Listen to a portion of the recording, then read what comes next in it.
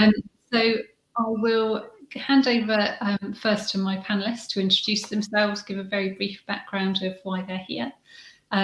So would you like to start? Yeah, I'm Joyce McCarthy. I'm a City Councillor in Newcastle and Deputy Leader of the Council, and I'm here because I lead on digital investment, digital support in the Council. Thanks, Hannah. Thank you. Thomas? Hi everyone, I'm Thomas Cohut. I'm one of the principal consultants at FutureGov, where I lead digital transformation, digital engagement projects in central and local government. It's lovely to be here. But not least, Richard. Yeah, I'm Richard Morton, Head of Accessibility at the Central Digital and Data Office, which has just split out from GDS, but the role continues. I'm responsible for looking after the accessibility regulations, overseeing those, monitoring, and building capability across government and the wider public sector in accessibility. Thank you all. So for people who are joining us today, there is a live Q&A. So I have some pre-prepared questions, but obviously do fire in your additional questions, and then the panel will do their best to answer them. But let's start with you, Richard. In terms of how local and central government digitally engage with their citizens, why is the accessibility of public sector websites and apps so important? I think the main thing to say is that people don't have a choice of where they go for government services. So you can't choose to go to a different organisation to get your driving licence. You can't choose to go to a different local authority to get a bulk waste collection or things like that. So people have to use government services, and we need to make sure they're as accessible as possible to reach the widest possible audience. Everybody at some point is going to use these sort of services. Yeah, and that obviously now applies to apps, native mobile apps as much. Most web traffic now across the public sector is on mobile devices, so that's become a big thing, and that's shifted over the last few years. It's now more than 60%, I think, in most areas. So that's what makes it really important, I think. Absolutely. And Joyce, how is Newcastle using data to inform and drive that engagement with your local communities? I think the best example I can give, when after the first lockdown through the pandemic, we opened up the city, and we're working with Newcastle University, developed an app about how busy is Toon, obviously Toon being the city centre. And that was a really good way of enabling and encouraging people to go and into the high street safely. We couldn't have done that on our own. We needed the skills and expertise of others in the university and others. We've worked closely with other organisations like FutureGov. We've got the Urban Observatory in the city, and we're trying to make data public so that people can use it more effectively. So the idea of how busy is Toon was you could go onto that app, see how busy Northumberland Street was, our main street through the city centre, and work out the best time to go there, because it measured how many pedestrians were in that area and told you about how safe it was. So kind of using that data, I think, was really useful. One of the things we've done, though, since then, we used it initially to tell people how busy our car parks were. And actually, what we want to do is get people back onto public transport. So we're trying to, it's ever a kind of test and learn process that we go through. So we're now trying to work with the bus companies to make sure that we know when the next bus is coming in. So, that's the next challenge for us, to make sure that people can find out how quickly they can get home and how quiet the buses are as well, to make sure that people can get in and out of town safely, and use the facilities in a COVID safe way. And I think that's the best example that I can give. But we do have the Urban Observatory based at the university, joint partnership working, and we've now got the National Innovation Centre for Data, which is also a kind of partnership work, part of the university, but using that data and trying to make it as public as possible. So the example I've given is an app which is in the public domain, but what we want to do is make sure that any data that we collect is also available to the public, because I think, as Richard has said, that's the way people will access it. You know, we'll come on to inclusion, I'm sure, in the future, because we know not everybody can access it in that way, but we're trying to make it as accessible to those who can use it as possible in an open and transparent way. Thank you. So that was a wonderful example, particularly like kind of pandemic focused, of how you've used technology in an accessible way. Thomas, how do you think other forms of digital engagement have been used during the pandemic? And do you think that's kind of helped our future use? Do you think that's going to be sustainable? I think it's a mixed bag, and I think you have to compare things like transactional services that pre-pandemic involved people having to go into contact centres or going in person, and very quickly, through amazing work of councils, have managed to go online, which has meant that people's digital needs have been met much more quickly and much more successfully. But one thing I found that's been very interesting is we've been involved in delivering a number of citizens' assemblies, which are large-scale engagement pieces of work where you bring together a representative group of residents from one particular place to discuss an issue like neighbourhood planning or climate change. And those sorts of big-scale engagements can be quite inaccessible for large numbers of people. In the old world, if you had to go at weekends, 8 hours a day, sitting around tables and discussing issues with people, it was excluding for a number of people. And we found that actually it's been easier and more productive to sustain engagement in an issue like that through an online engagement, an online assembly. So what we did with Blackpool Council, we had 40 people from the town who came to 4 assemblies of 2.5 hours each every Tuesday night for 4 weeks, and we had it still sounds amazing to say this, we had no dropouts across all 4 sessions, and people involved in very active discussion who would normally not even think of going to a community hall and talking around the table with post-it notes. So actually I think we've managed to reach new kinds of people by getting into their homes via digital platforms, which has been fantastic. Sounds really exciting. I'd love that level of engagement. Yeah, amazing. We weren't expecting it, but I think it was just something about the ease with which you could log on to a Zoom call, sat in your living room, and good facilitation from the Blackpool team as well. Absolutely. Richard, what are some of the most innovative solutions you've seen? I think thinking about apps, something we've been looking at quite a lot lately is the HMRC personal tax app, which has it's been around a while now, and they've done a lot of work to try and make it accessible. They've built in a lot of good principles and things like that, and it just makes it so much easier to get that information. Obviously there is a web portal now as well for that, and I think that's been really good. And they've done a lot of testing with users with disabilities, users who use assistive technologies, which is obviously something we really promote across all services anyway.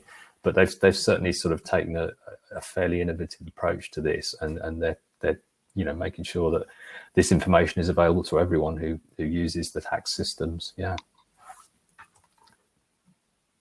Lovely. And Joyce, we've started touching on accessibility. How's Newcastle making sure that no one's left behind in the digital revolution and more services being moved online?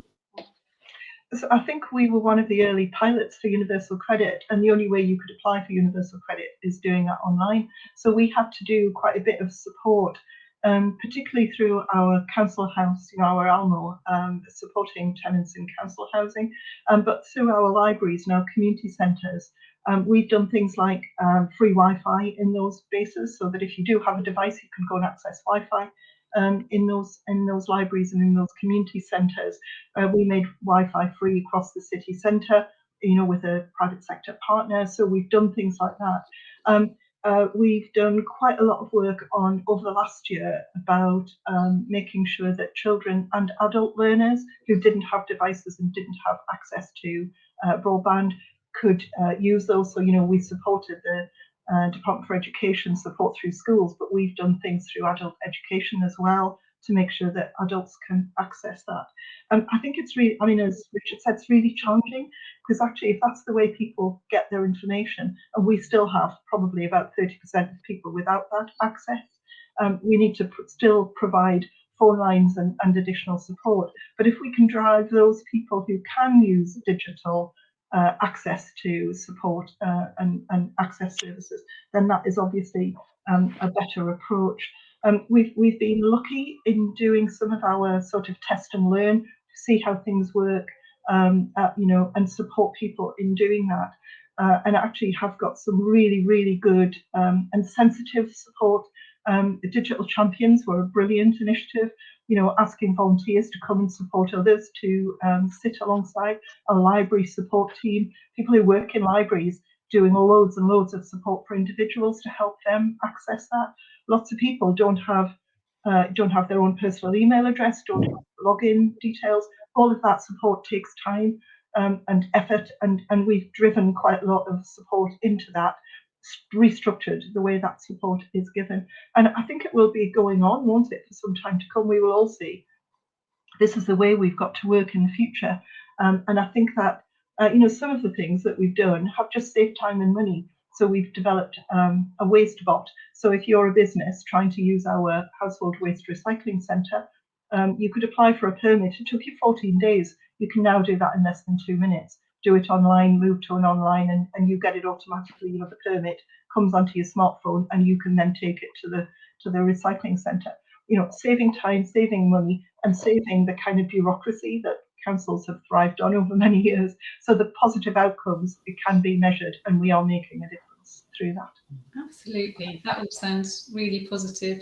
Richard, what are some of the challenges you've seen to adoption and to development of accessible apps?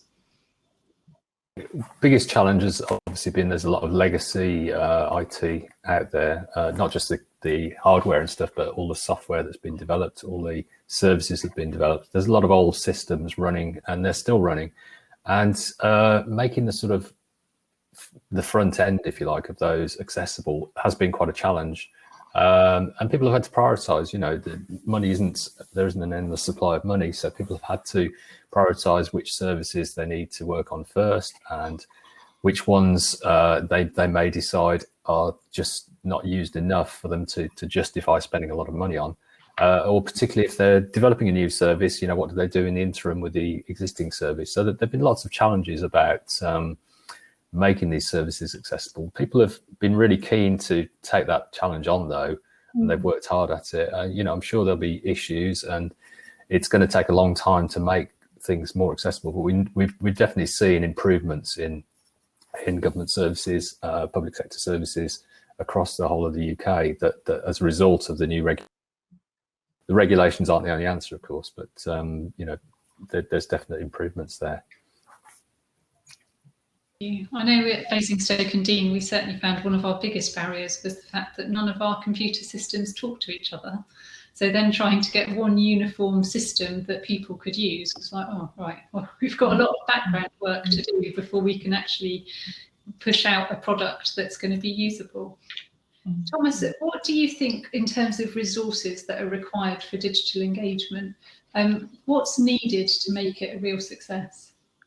Yeah, so I think I'd split these out into kind of specialist skills and capabilities, which I think over the last 10 years, thanks partly to the work of Government Digital Service and other organisations, you know, the skills around really strong design, you know, development skills, research skills to understand people, to understand their needs in depth, so you're then able to design for those. So those kind of specialist skills that are starting again to grow in local councils, which is great to see. And then on the other side, I think what's happening more recently is the need to have, I suppose, more softer engagement skills that are relevant to a digital platform or a digital environment. So I take the Blackpool example again.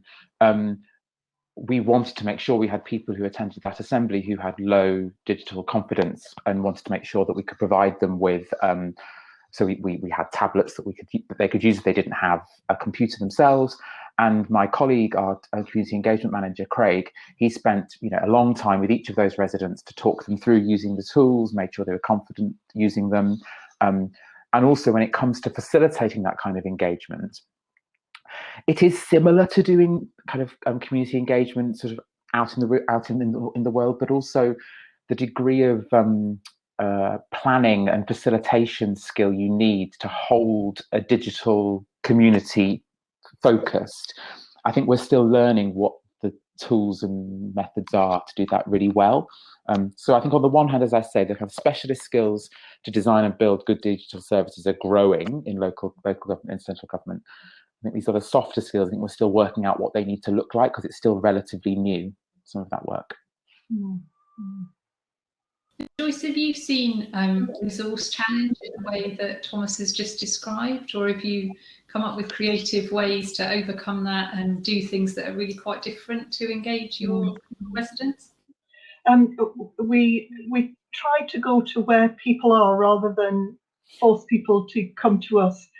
Although we clearly do have to have a website that works and is a kind of one-stop, not familiar with how the council communicates. So we do try and use social media much more. In fact, our Facebook and Twitter accounts are really, really busy, and we get lots of feedback from that too. So trying to go to people rather than expect them to come to us. Although there are times when we do want them to come to us. If we're consulting about a particular, is it transport schemes that always create a lot of noise, whenever you're trying to alter a road or close a road or make it safer, so we're trying to do things clearly in those cases we would go out and encourage people to engage, but we are trying to get people to engage digitally rather than on bits of paper or trying to ring us up. It is still challenging. We've just done a transport consultation across the region around our new transport plan for the 7 local authorities in the northeast, and we still have to have the ability for people to ring up. Older people want to have their voices heard too and don't necessarily have the same access as many of us, and therefore you still have to keep that avenue open. That telephone line to the City Council will still be important, but I think better use of social media and reaching out I think is the way to do it. So we also though need to remember that our residents are customers of our support services, and so they also need to have easy access to finding the information they want. So sometimes as a councillor, going onto your website and trying to do something as if you're trying to be a resident trying to find a simple solution, sometimes that helps us to learn that the language that we use in local authorities is not the kind of language that an ordinary resident would understand, and so therefore we've got to make it much more accessible as well for straightforward services that we would regularly offer. I don't know, additional collections of rubbish or whatever it might be needs to be simple as well. But I think our kind of approach is to test and learn, test something out, try and seek feedback for whether that is effective, and then review it and change it on the back of what people say. And I think that wider engagement gives people a real opportunity to be part of the future as well. That their voice is also counting and helping us to make sure things are better for others. And actually through the pandemic, we've learned that's so important, isn't it? People want to help their community and want to be recognised as supporting that kind of community role too. Thanks, Hannah. It really is vital, isn't it? We started with our budget consultation using kind of videos and like really pictures to break it down. So then if English language isn't your first language or isn't as accessible, then people can see it a bit more visually. My empty piggy bank always makes an appearance. But I think that does help. We did a few years ago the kind of council pound, because most people have no idea where, just thinking about the budget. So just showing an image of what the council pound looks like and how much of it comes from government and how much from council tax and business rates, and actually help us to understand what we spend from each of those areas too. So to make it simple, I absolutely agree with you. Images really do help. Okay. Richard, I mean, obviously it is a legal requirement for us to be accessible now, but what are some of the benefits of public sector bodies tackling the challenge a little bit more proactively than just meeting the requirements? I think we've always encouraged to be people to go beyond the legal requirements. I mean, the requirements have been there in the Equality Act for some time anyway, and the new regulations really just sort of set a standard for what we set as a minimum baseline for accessibility. So we've always recommended going beyond that, making sure that people test with users with disabilities, people use assistive technologies, and basically do user testing, you know, as Joyce was talking about, get people involved in this, and not just in the testing, but in the designing as well, that people have an idea of what they need. They might need guiding and some help on that, some facilitation, but people know the sort of things they need in their local areas or whatever it is. So yeah, it's sorry, I forgot what I was going to say then. Could you just repeat the start of the question again?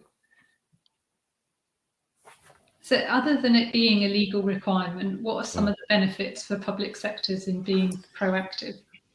Yeah, and yes, what I was going to say was other benefits are, well, first of all, obviously you're meeting the legal requirements, but the other benefits are that things become more efficient. You know, I believe there'll be a reduction in the number of needs for support calls, things like that, and support through those sort of services. And the more we can help people become more independent using our services, the better.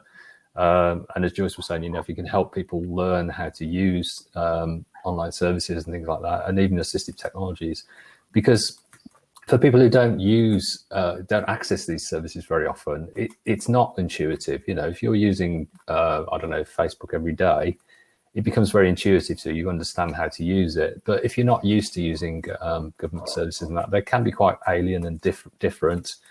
They might be quite different to other things you might use, like online shopping, things like that. I'm not saying, you know, everything needs to be the same, but there needs to be some sort of common threads, and that really does benefit us to sort of explore these areas to make sure that we're sort of reaching the majority of people, making it accessible as possible for the majority. And for a local council, so this is a question from me because I am an occupational therapist and assistive technologist. What do you feel is the best way for people to understand how people using assistive technology might experience their online offer? That's a tricky one. We at GDS, we set up an accessibility empathy lab where we had assistive technologies. We had profiles set up that simulate some situations that people might be in, but we're very careful to point out that it's not someone's lived experience. You know, you can put on some simulation glasses and that can give you an idea of how difficult it might be to access a service, but it doesn't give you the idea of how someone's day-to-day life is. So it's just a sort of tool to help. But we've done a lot of that, and we use those, what we call accessibility personas, to get people to test things. So you might have, well, one that we use, for example, is called Ron, and he's not a real person, but he doesn't use assistive technology. He has cataracts. He has some physical problems that means he can't use a mouse easily. And we can simulate some of that using technology. It's quite easy to do, actually. And it just gives people an idea of how they need to make their services easy to use, simple to understand. You know, you talked about using images to help people understand. Also, just use of plain English. So, yeah, assistive technology is a part of it as well, but it's not every part of it. So all those aspects come into it. Yeah. Well, we've got just under 3 minutes left now. So Thomas, I'm going to fire the last question at you, and we'll take just a moment to look forward a bit. Because we thought that COVID is going to raise expectations across the board in terms of using digital services. Do you think that's going to carry on in the future, or do you think people are actually craving face-to-face contact now more than ever before? So I think this will vary from service to service and within different groups. So I think, as I said at the beginning, the expectation now to go into a council contact centre in order to do something that you could do at home when most of us have been living most of our lives at home over the last year seems slightly ridiculous. However, I do think that for some groups, the need to return to a much more in-person community setting is going to be really important, particularly because of, you know, concerns around mental health and isolation that have grown over the last year. So hopefully, going back to something that Richard was saying earlier, if we can get those transactional services within the online space, it does free up resource to be able to create proper in-person services for people who need them most. And I think a lot of councils, because they've been so engaged with their communities over the last year, people who probably wouldn't have come into council services, like kind of high complexity council services, are closer to the council than they have been before over the last year. And I think the risk is that those people are kind of funneled into old style services that are quite expensive, and we have a big kind of demand management problem. So actually, if we can provide different forms of community engagement services or interactions for those people, it should maintain some of the positive kind of community spirit from the pandemic, and also give people more connection to the real world outside of their homes. So I think it'll be a mixed bag, I think. The challenge definitely isn't over at all. We've got a lot of expectations. I think we've definitely benefited in terms of some people, you know, who might have never used something online might now at least consider using that, which is a real bonus. It's kind of given people a bit of a shove sometimes, but I don't think face-to-face is over. And I think that expectation management and making sure that people are using the easiest route for them is absolutely, you know, and that the online offer ideally is the easiest route for as many people as possible. Yeah. But thank you all so much for your contributions today. Our time is over, but I think that's been a great chat, and thank you for those who joined us as well.